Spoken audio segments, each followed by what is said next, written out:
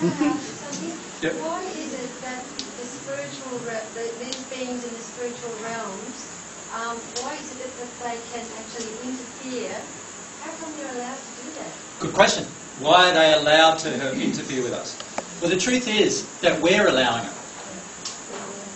We're allowing it. The way God made things is that everything is based upon the law of attraction. What is going on in our soul, not in our head, remember, but it's our emotions. So a lot of people say to me, like, oh, you know, I had a spirit come last night and I didn't want them there, and I was saying to God, take them away, but God wasn't taking it away, and it stayed there. And what can I do to control this spirit? The answer is, why do you want to control the spirit in the first place? Why do you want to control another person? Second answer is, there must be an emotion in me that invited that spirit into my life. Right? So you have total control of what's going on inside of you emotionally, and this is where most people get off the track, because they think the control is here and not here.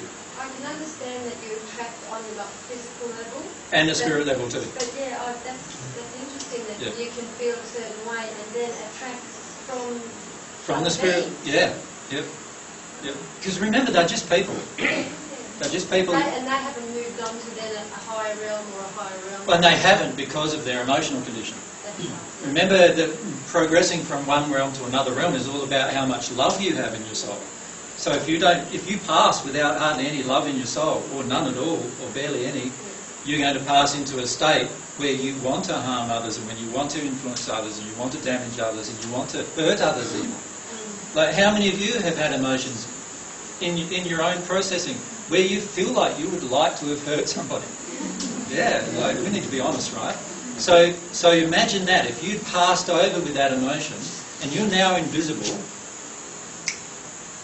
you think about it, it gives you a lot of scope for operation, doesn't it? Well, you just imagine for a moment if you were now invisible, just invisible. Everyone around you isn't, and you are invisible. And you can see, yeah, he's got that emotion. Oh, I just saw what he did behind the door over there. I can use that, right? Oh, I just see, you know, how many things would you now know about people that you didn't know before? Lots of things, right? Now, if you had a feeling in your heart that you want to use it for your own advantage, wouldn't you choose to do that? And that's why they choose to do it. We can stop it by only releasing the emotion that causes that attraction.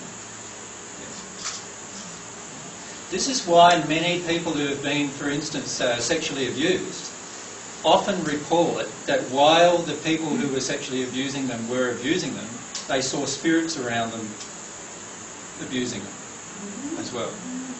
Because when we get into states like that, when we get into states where we're not loving, we also attract spirits who are wanting the same thing.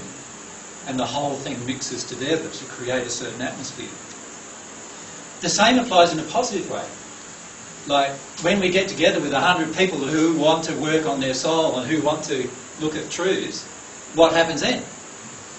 All of the spirits who are negative, they take one look at the bunch of us and they say, don't think we're going to influence them much today, right? So they go off somewhere else.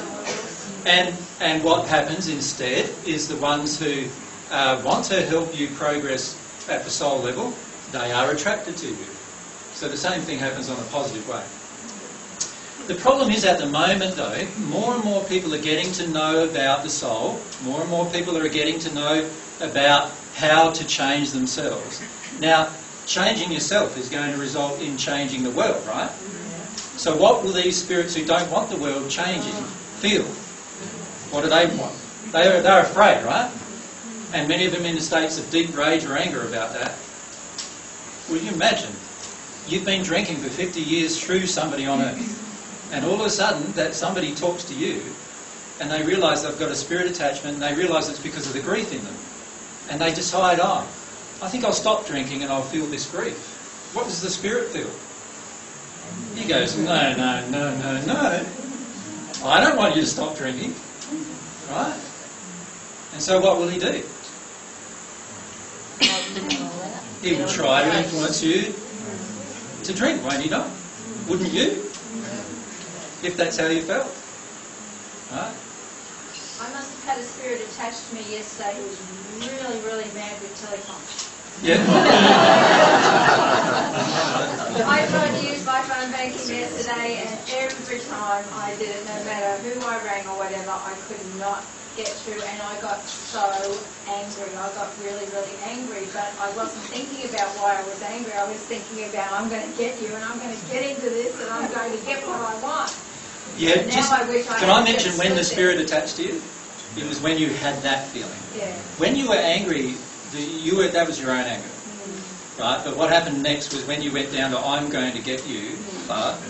That was actually some spirit influence in there straight away at that point. Yeah, I thought, I'm not letting go here. And what I should have done was just put the phone down, stomped up and down on the ground a few times. Own it. Own it, yeah, and then do it. And Yeah. actually those thoughts came in my head several times, but But you didn't want it, right?